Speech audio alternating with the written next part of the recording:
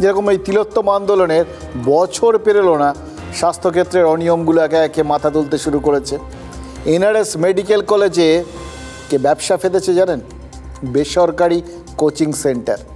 রাজ্যে দূর দূরান্ত থেকে সরকারি মেডিকেল কলেজের ছাত্ররা এসে সরকারি পরিকাঠামোয় সরকারি মেডিকেল কলেজে পড়তে এসে বেসরকারি কোচিংয়ের থেকে শিক্ষায় চলে যাচ্ছেন। ভাবুন তো কি অদ্ভুত একটা সিস্টেম।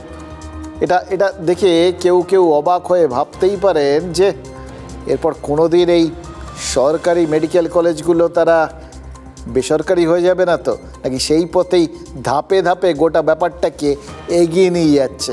এবং তার থেকেও বড় প্রশ্ন, এগুলোর পেছনেও কি প্রচুর কোনো লেনদেন টেনদেন কিছু আছে নাকি? এগুলোও কিছু কেউ কোথাও জেনে ফেলেছিলেন নাকি? এবং যতদূর শোনা যাচ্ছে ঠিক একই ঘটনা তো ঘটতো আরজি কর মেডিকেল কলেজেও।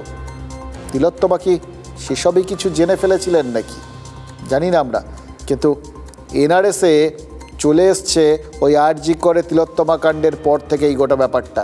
যদি প্রাণে ভয় না থাকতো, যদি গণ্ডগোল হওয়ার সম্ভাবনা না থাকতো, তাহলে কেন চলে এলো? দেখুন আপনারা, দেখে আপনারাই বুঝুন কি অদ্ভুত একটা সিস্টেমের মধ্যে চলছি আমরা।